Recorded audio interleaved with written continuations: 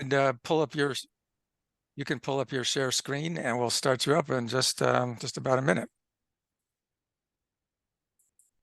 Okay, let me hear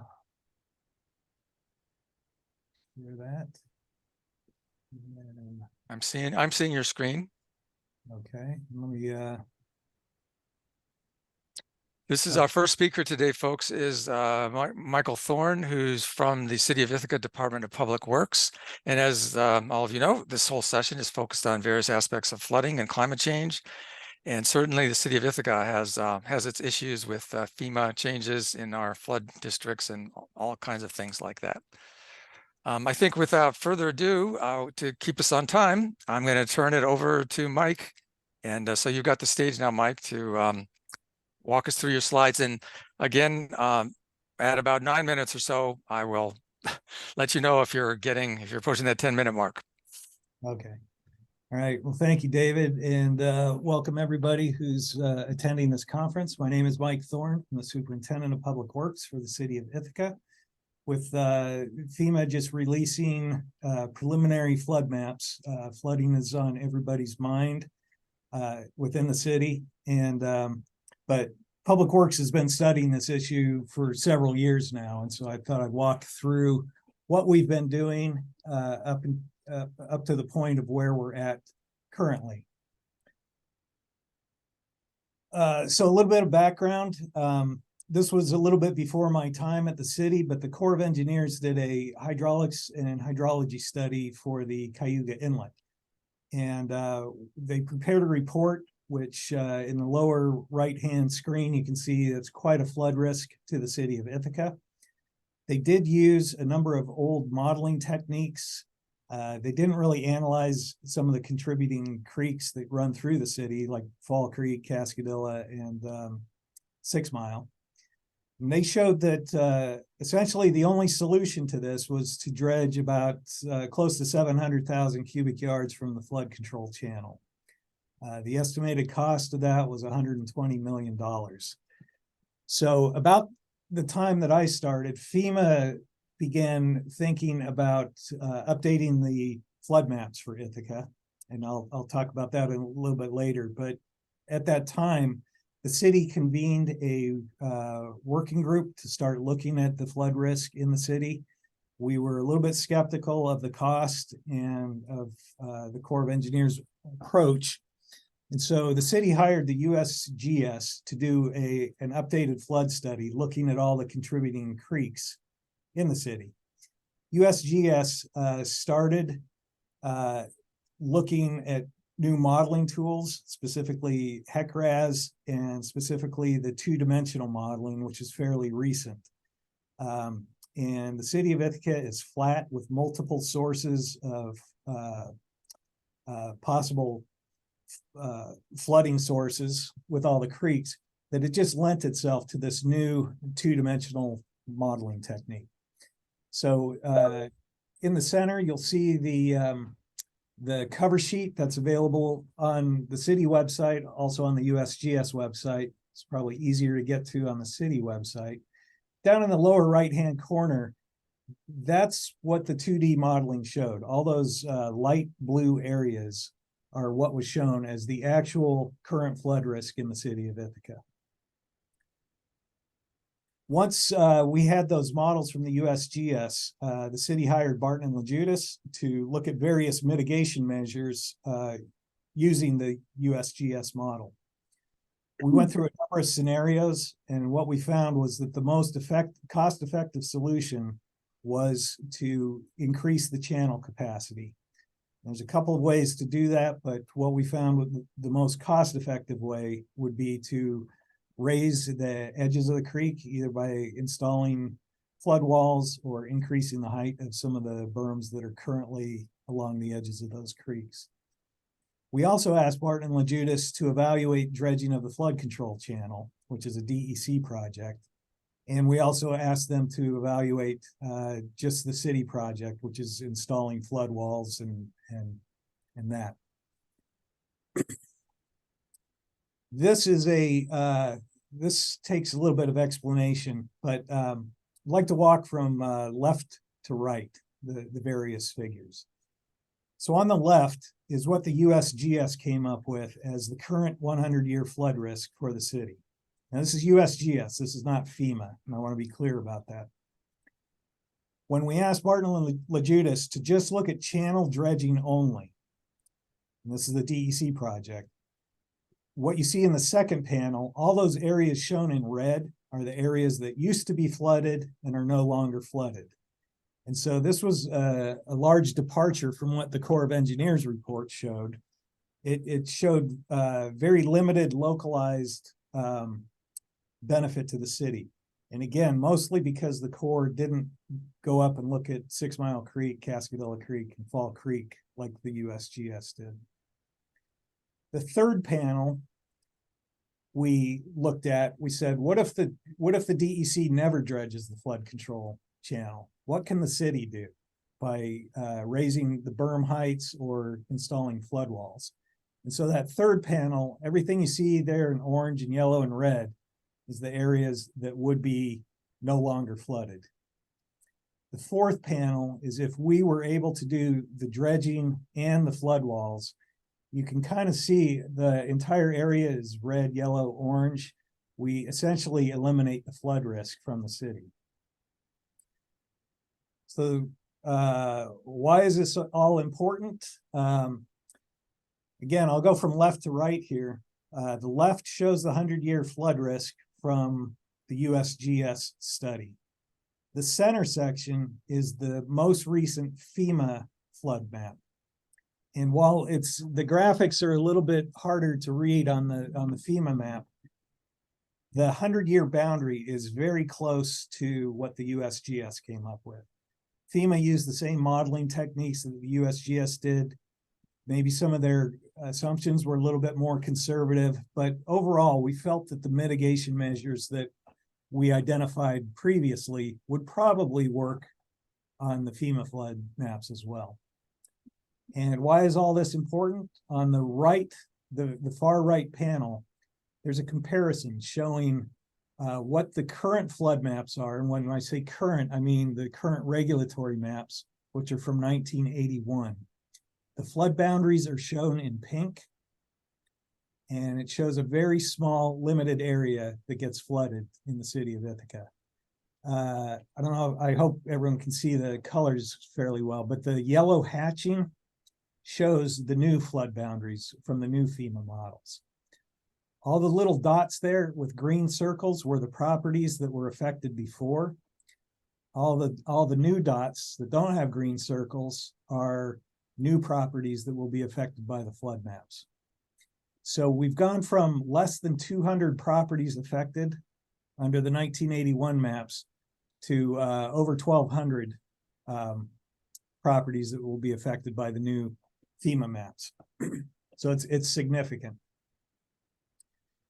So a brief overview of the current status. The FEMA maps are expected to become regulatory sometime in 2024, although I've heard rumors that it may even be pushed into 2025.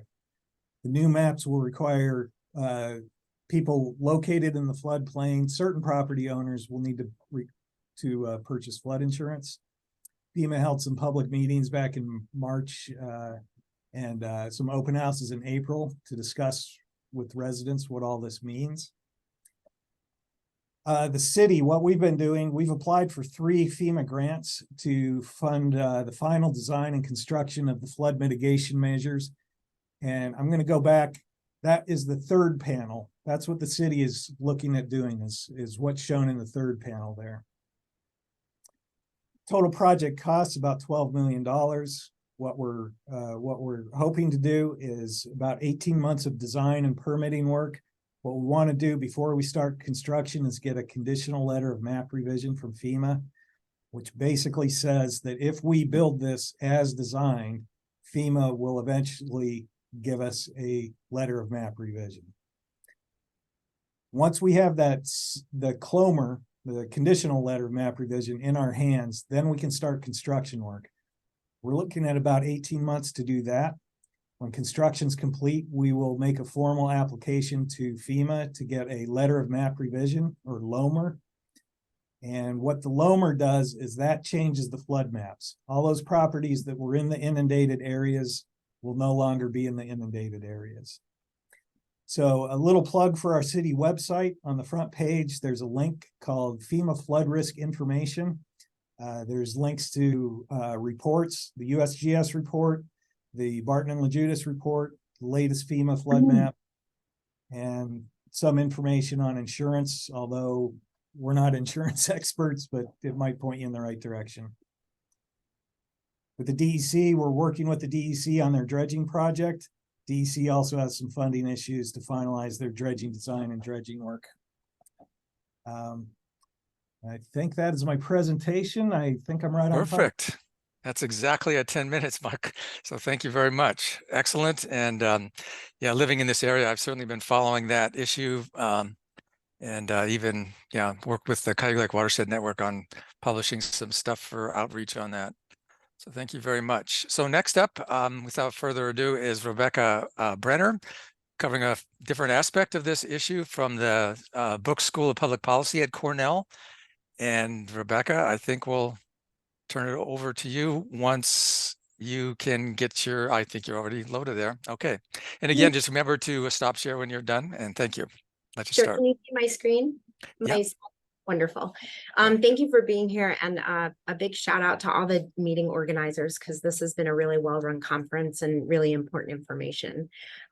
So I'm here to talk from a different perspective on flooding and climate change, and Mike Thorne did such a great job at explaining the problem. I'm going to talk about one way we approach this. So this very busy slide shows information from the IPCC, and one thing we know is that with climate change means we're going to have more frequent and more intense disasters. And what we looked at, what I looked at in one of my classes, and what I'm interested in is looking at understanding the vulnerabilities that communities face with that increase. And one thing about disasters is they're often threat multipliers, meaning that it's not just the flooding event that we're talking about, but that event exacerbates other problems that are shared. So resources, economic, socioeconomics, infectious diseases, and different divisions. And so it's really important to look, it's really important, as Mike Thorne expressed, to look at the flood risk, but how that affects communities. And so there's a number of ways we can approach this and understand what are the key questions communities can ask. They can ask, how can we prepare? How can we understand responses? But also, how can we understand the underlying vulnerabilities? And that's what we did. So I started it in 2022 when FEMA started to release these new flood maps. So we dug deeper into how can we understand the vulnerabilities that communities face to these climate-related disasters, and how can we equitably build resilience within those communities. I'm going to skip this because my just explain the flood maps, but in spring 2023, two classes at Cornell, one class that I taught and one class that was co-taught by Linda Shai and Jamie Benucci, two faculty colleagues of mine, looked at this from a transdisciplinary perspective. So we had people looking at it from the course I taught was cross-listed in public policy and natural resources, and they looked at it from planning and landscape architecture, and looked at the environmental justice and policy impacts to affordability and displacement, as well as policy, land use, and design innovations. And this picture is from a public information session that we had on Friday, May 12th, 2023, where both classes presented this information to decision makers, community leaders, and just interested people. And all those little dots that are homes and real people's lives that are going to have to afford insurance. And so in the environmental justice and policy course that I taught, we looked at flood insurance, impact on affordability, potential for displacement, and really what are the policy options available to help elevate decision-making, so that to put people who are vulnerable and at risk in a position of power to be able to manage these flood maps and what information they could do. In the other course, which you're going to hear about in a moment, they were looking at a workshop of looking at ecological restoration, but I'll let them talk about that. And so when we look at these FEMA flood maps, what are these real implications to the community, and what are pathways to mitigate impact? Because again, all those dots are individual people's homes and lives. And when we say you have to get flood insurance, that can be a trigger to displace people because they can, now the cost of their home has changed and being able to stay. And so we wanted to first in that class overall look and assess the impact. Will there be displacement due to cost of insurance? Will this lead to disproportionate impacts in the community? What are anti-displacement strategies we could put in place? And what are potential challenges to the community? And so to do this, we worked with both the City of Ithaca, who were amazing partners to work with, and Southside Community Center, who were also amazing partners to work with. Southside Community is right in the middle of that flood area, and in the center of that community is the Southside Community Center. And so we worked through the Southside Community Center to ask questions and try to understand what is the problem from their perspective. What are current policy tools that are available that we could provide to them, and how can people be impacted? What's the problem in need, and what can we use as pathways to empower?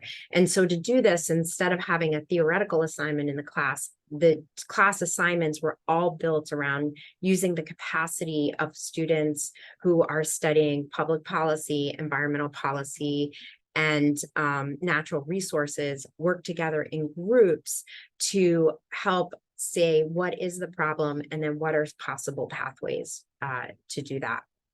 And so what we did is we met with both people from the city to understand the problem, and then people in Southside community to get the questions that they needed answered, because that capacity that we can empower is through knowledge. And so these are the 6 questions that, after having all those conversations and having about 40 students do research into what does this really mean when we have these new flood maps, we looked at. And so these are the 6 questions that both the city and residents came up with. And I'll summarize real quickly, but what's the cost of insurance and how does that potentially displace? How will cost of living change? Will this gentrify communities? What are the challenges and policy levers due to potential flooding?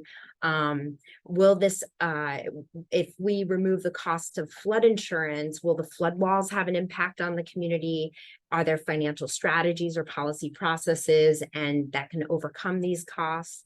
And then is there an educational opportunity here to empower communities, landlords, and homeowners directly so that they can be a part of that conversation moving forward? And so these images are from Southside Community Center that we took as we were walking around, and they were really great partners because they worked with the students, and we went down and would talk through these questions and understand what the problems are and what the solutions can be.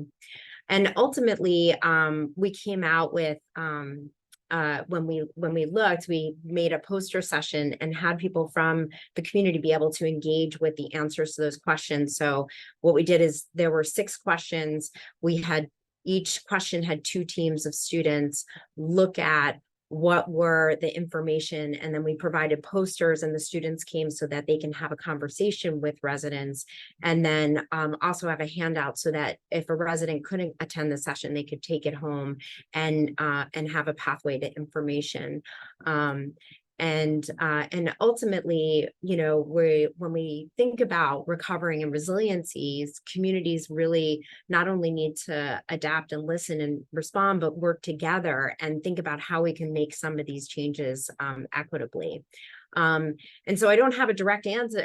We came up with a lot of different opportunities and that the people in the Southside community took with them, but it's definitely not a solved problem, and we're continuing to look into this. And I think that's right at my 10 minutes. So I don't thank you. but Thank here's you again for staying on time. Reach out if you have more questions. Thank you so much. Yeah, thank you so much. Yes. Yeah, that's like a great way to use grad students and undergrads effectively, and also, you know, enhance their education. So it's really cool.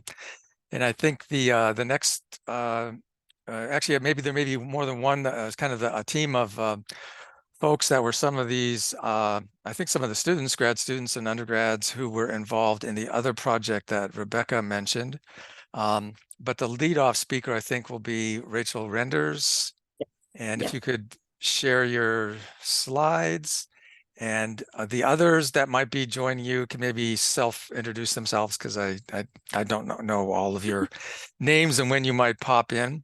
But it sounds like a great follow-up. And this was from kind of the project that was joint between Landscape Architecture Department and City and Regional Planning, right? Those two departments, grad and undergrads, worked on this? Yep. Yes. Yep. Okay, so Rebecca, go ahead. All right. Thank you, I mean, everybody. Rachel. Sorry. Yeah. No, all good. Rebecca, Rachel. Yeah, so we are a bunch of master's students from the City and Regional Planning Department. My name is Rachel, and my co-presenters are Shivani, Kate, Key, and Drew will be popping in. Last spring, we had the pleasure of being a part of a workshop class that worked with the city to come up with flood mitigation strategies that could be implemented, ideally to lessen the burden of flood insurance on residents and hopefully reduce harm from future flooding events. Next slide. So as Mike discussed, FEMA recently presented the City of Ithaca with revised flood maps, and significantly more properties are now going to be within the floodplain than have been previously. So many new residents are going to be required to possess flood insurance if they have a federally backed mortgage, which creates an immense burden for the residents of Ithaca. Next slide. And again, these maps were kind of the starting place for our class. So Mike introduced this topic. He worked with us at the beginning of the semester to explain the floodplain and the strategies that the city had come up with, including dredging of the channel and potentially building walls along certain sections of the creeks to remove those new properties from the floodplain through a letter of map revision. Next slide. So our class objectives were basically to complement the city's efforts, and we can be a little bit more creative in what we're thinking about with strategies. So we were really trying to center on social justice, housing justice, ecological repair. And because this class was a mix of planners and landscape architects, we worked among interdisciplinary teams, and we explored a lot of different scenarios and identified opportunities for implementation of our proposals throughout the semester. So next slide. 4 solutions ended up coming out of our class, and today we're just going to give you a brief overview of 2 of them, the 6 Mile Creek flood walls and adaptive housing in Fall Creek. And so Shivani will take it away with the 6 Mile Creek team's work. Thank you, Rachel. Yeah, so as we've learned, the revised flood maps require additional wall heights along 3 of Ithaca's creeks, and the walls would be highest in the Southside area, which is shown here. And the Southside neighborhood is a really vibrant community that's been quite collaborative and vocal about what their neighborhood needs. And so our team consulted the plans that the neighborhood had put together and saw that they were just as concerned about 6 Mile Creek as both the city and FEMA were. And so we used this information and we presented a revised map that features several keynote interventions you see here that are a really strategic combination of rain gardens, floodable terraces, berms, and both temporary and permanent flood walls of varying heights. And the intention here is really that these interventions renew the neighborhood's relationship to the creek by actually increasing connectivity and biodiversity while simultaneously reducing the risk of floods. Next slide, please.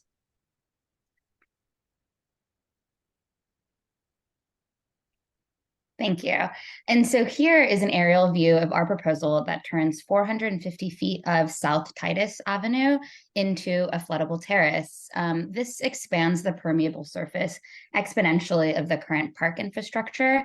And this recommendation actually comes from the Southside neighborhood plan itself and was actually verbally okayed by business owners in the area and the planning board back this spring. Next slide, please. And so here's a section view where you can see how widening the floodplain actually allows for a more integrated ecosystem of interventions. You see beautiful walking trails and ponds, some interesting parks, and these are both for people and for animals. Next slide. And this is another aerial view that shows our proposal for closing down a cul-de-sac on the north side of Titus Avenue.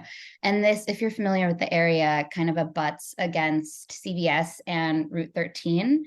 And so reclaiming this dead zone as a floodable rain garden actually furthers the idea that flooding is a natural occurrence. And by allowing the creek to expand as it requires, this can be really mutually beneficial to the entire ecosystem of the neighborhood.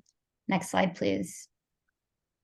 And so this is a mock-up of North Titus and Cayuga Avenue. And as you can see here, this is a 6-foot flood wall on top of the existing berm, which would really completely visually cut off the creek from the surrounding neighborhood. Whereas our sort of alternate simple fix would be really just to split the difference and increase the berm height by 4 feet, and then use a 2-foot flood wall on top of that. That is not just a flood wall, but can be used as seating along what is arguably a really popular pedestrian path. And Kathy is going to talk a little bit more about housing. Thank you, Shivani. So the next project really focused on housing justice as its premise, and with a lot of neighborhoods being part of the newly released flood maps. Due to costly insurance premium, there would be a further displacement, and our whole project looked at the above objectives mentioned here, like firstly, increasing the housing supply in Ithaca, increasing mostly affordable housing in Ithaca, and how do we really protect the existing stock and the newly proposed housing stock from this flood risk, and how do we reduce the displacement being a resultant of these newly marked flood maps. Next. So our idea was to really focus on 2 neighborhoods. We finalized 2 neighborhoods, one in north side and one in south side, based on parameters like ownership, market value of land parcels, the residential zoning, and even the taxable land parcels falling within these neighborhoods. And most importantly, the risk of flooding in these neighborhoods. And the idea that we came up with was using reparcelization to really mitigate risk for multiple reasons. The first was using reparcelization to really club land parcels, and through gentle infill, adding housing stock in these neighborhoods without really changing much character of these neighborhoods. So we are increasing housing. We aim to increase housing stock slowly, 1 unit, at a time. The second use of this reparcelization was where the risk of flooding was higher and where the risk could not be mitigated by flood walls. There we could use reparcelization as flood retention ponds or for open spaces that would reduce the impact on individual houses in these parcels. Also like land parcels that were coming under these maps by small slivers of their plot, we could potentially, through easement or through a buyout program, we could ease the burden of insurance payment of these landowners through again a reparcelization on some scale. Next slide. So again, as I mentioned, that we try to take this more as a toolkit and try to see how that could be implemented on a neighborhood scale. And again, this is the same part that Shivani explained, where regrading was done through design to really mitigate the impact that is going to come through flooding of the creek on these houses. Yes, so that was our design intervention, but on a neighborhood scale. And we hope that this could be something that can be further elaborated and can be further contextualized for different neighborhoods coming in the city of Ithaca. All right. So now that we've looked at, micro scale landscape interventions within the city itself and even individual housing requirements, we also thought that it's time for us to scale up and look at flooding as a issue in Ithaca itself. And so one of the other projects was focusing on looking at the inlet channel as a whole and coming up with 3 different strategies of rewilding, eco corridor, and adaptive development. Rewilding in the sense was just about allowing for the space to be taken back to its natural state and allow it to flood. The eco corridor was a more formalized open space, but allows it to flood. And adaptive development was where existing development allows for more permeability through, because we have a lot of parking lots at this point. So that helps because they're at the highest risk. So that helps with, managing flooding. Taking it up one scale higher, we do acknowledge and recognize that flooding in Ithaca is not an Ithaca problem. It is obviously a problem at a watershed level. And so we explored other ways in which how this flooding can be looked at in a regional way and can be looked at beyond jurisdictions from a watershed perspective itself. To sum it all up, we do recognize that flooding in Ithaca is a very complex issue and a very layered issue. And so no one solution is going to fit it all. We will need a set of multiple solutions at multiple different scales to come in cohesively and form an integrated solution to help solve flooding in Ithaca. Thank you so much for listening to us. What we've given to you is a very quick brief of what we've done through an entire semester. There's detailed presentations at this QR code link. We've created a web page like a story map as well. So if you're interested, you can always look at that, and please feel free to contact us in case of any further queries or questions in the Q&A session. Thank you. And sorry for crossing the 10-minute mark. Just barely, though. Very nice, because you've covered a lot of ground, and collectively these three talks really, obviously worked well together. So don't forget to stop sharing your screen, and we now have time for some Q&A, and I think that people will be able to unmute themselves. Is that correct, Darlie? Or are we at that? Yeah. So you should be able to, you can also use the reaction thing to raise your hand for a question. We also have some things in the chat, I assume, that George could read from if we don't have any immediate questions coming from the group. George, do you want to pull? Oh, wait, yeah, go ahead. I think it's okay. The questions are starting to come in. Okay. Okay, let's take a couple of those. I think Leola was maybe the first hand to go up. Yeah. Go, Leola. I can't seem to get my video on. It's been disabled, it says, but can you hear me okay? We can definitely hear you clearly. So, yes. And just let us know who your question is to.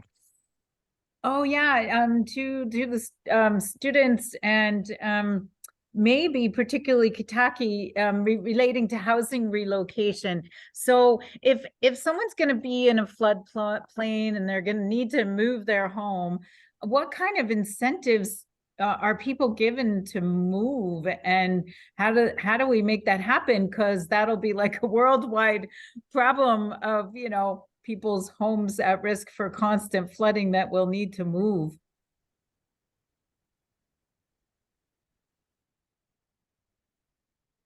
I can also speak. I worked with Keiki and Drew, and I were all on the same housing team. So I can speak a little bit. I think we weren't so much focused on actually moving people out of the floodplain so much as adapting the physical structures within the floodplain. So hopefully alleviate the flood insurance burden, raise structures. How can individual mitigation measures kind of lessen the burden on the homeowners themselves?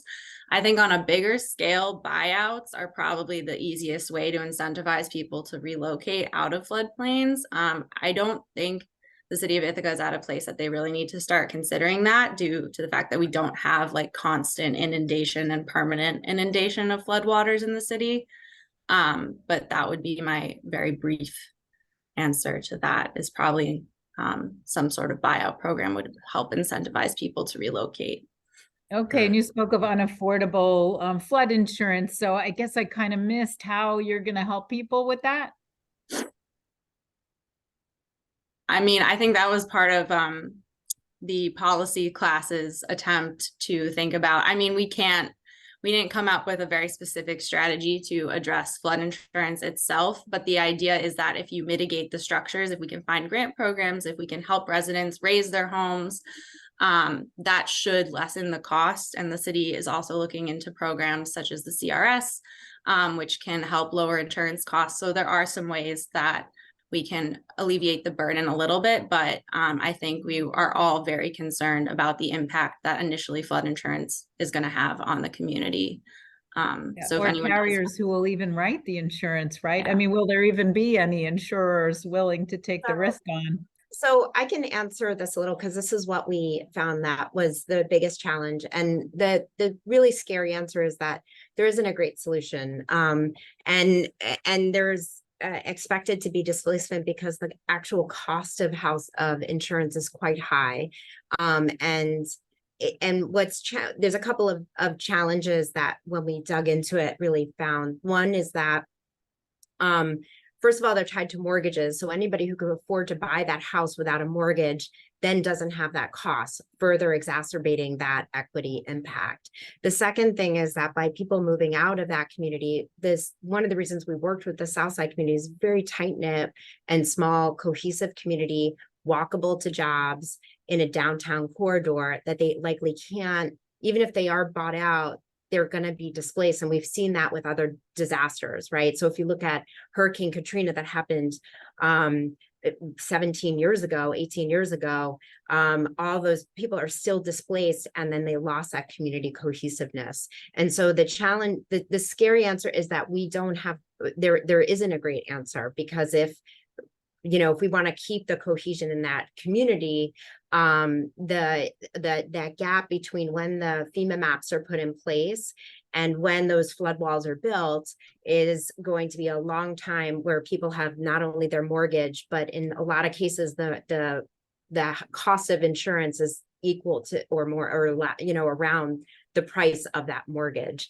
And so the community impact to displacement is scary. And I'm continuing to work with the Southside community through this and hoping to find a way to bridge that gap, because once those community is displaced and lose that cohesion, the Southside Community Center and those residents lose all of that resiliency of the community that they've built. Thanks, Rebecca. Let's go on to David Kay's question. Hey, everybody. Thank you so much for a lot of great information and hard work and careful thinking that's gone on. Mike, I have a little bit of a reaction and then kind of a question. A little bit of the reaction is, as some of you know, I and some other colleagues work a lot on flood insurance and flood risk, and so I have a pretty strong appreciation for some of the things that you have all emphasized about the disruptive considerations, particularly around the financial implications of what's going on. But I wonder if you or Mike or somebody who's done the modeling could also say more. These maps are not just coming like out of no place. They're coming because there is better mapping. I'm not saying it's perfect, but there's better mapping going on that shows where people are at risk of flooding. Flooding also has terrible impacts. So it's not just the financial impacts, it's the flood impacts. So could you just kind of talk a little bit about who's really at risk from the flooding that is likely to happen over time, as well as who's at risk from the immediate sort of financial impacts of this? And then sort of the broader question really is, I've been involved in some of these kinds of issues in the city for a long time, and frequently the reality is it comes down to who's going to pay for what, which kinds of mitigations, who's on the hook. Should it be the taxpayers of the state of New York? Should it be federal taxpayers? Should it be homeowners? So who should pay for whatever is decided to do? Seems like a really huge question, and how much is that all about? So I'm just wondering if you have thoughts about any of that. I guess anybody wants to take it. A lot of questions embedded in there. Somebody. Yeah, I can respond to some of those questions. So who's at risk?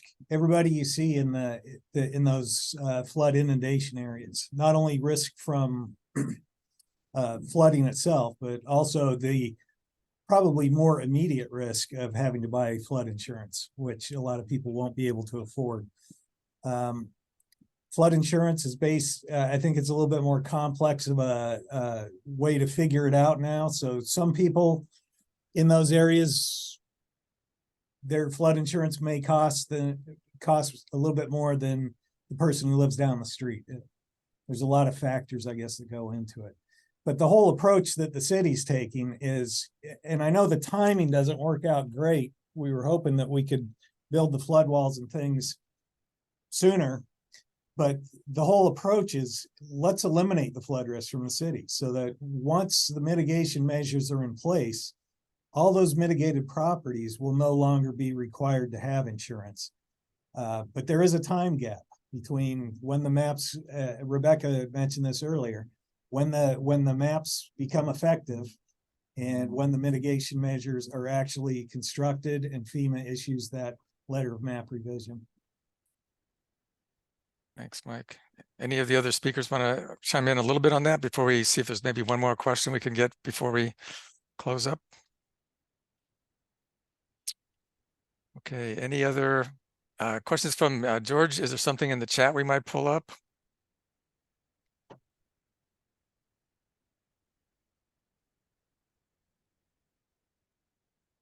Maybe I lost George. We have a question from Reggie about the housing that's proposed around Sapsucker Woods, which is boggy. It's not floodplain. It's up on the hill, but it's going to be in Lansing, and it's a place that's notoriously boggy. And she was wondering, what are is there a consideration for flood impacts when you build in a place that's its feet are in damp?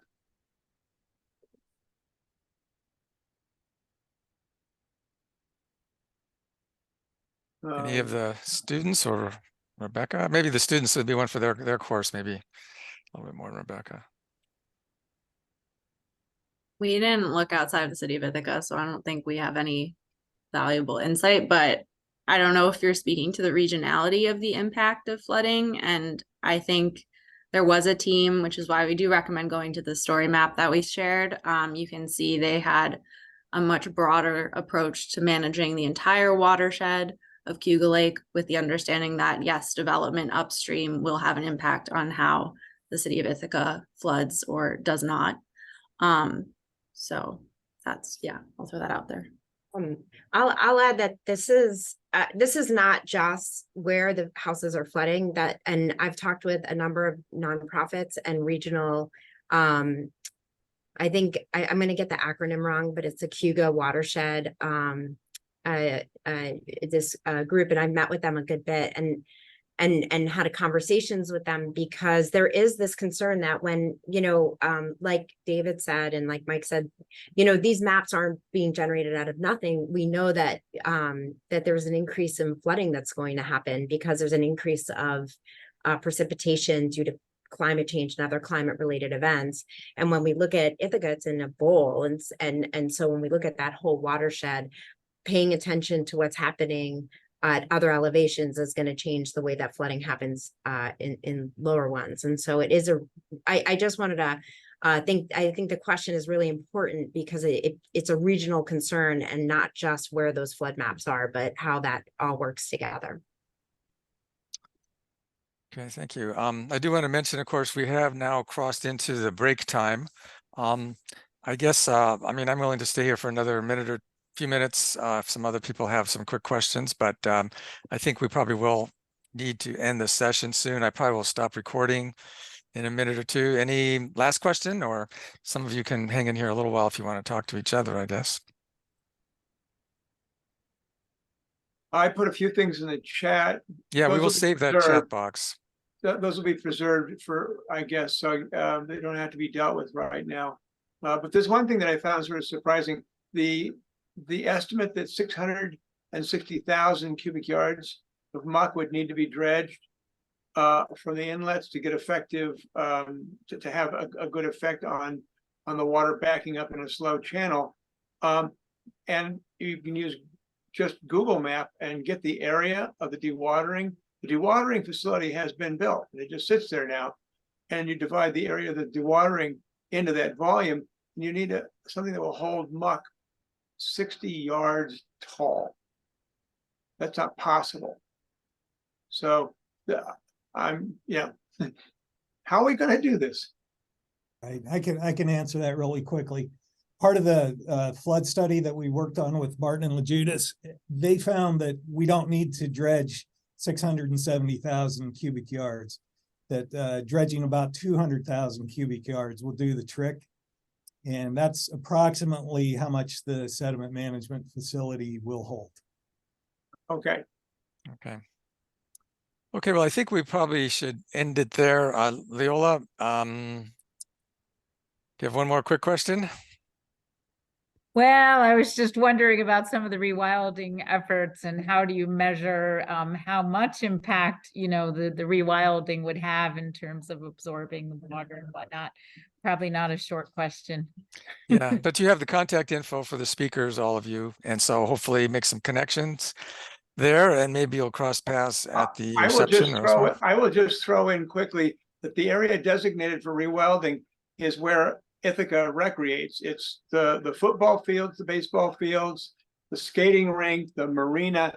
If you plant it all to tules, it's already very low land. It's not going to it cannot absorb a whole lot of water, but there would be a fight.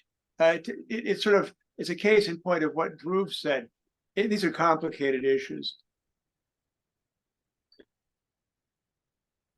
And also how often the dredging will need to be done again and again. Okay, well, it will be complicated, maybe as a way to end our session. And but thanks for all of the speakers, really fantastic. The three really worked well together, the three talks. And thanks everybody, as myself as the timekeeper, thanks for keeping on time. So maybe I'll see you at some other aspect of the program, maybe in person. Thanks, everybody. Bye. Thank you. Thank you. Thank you.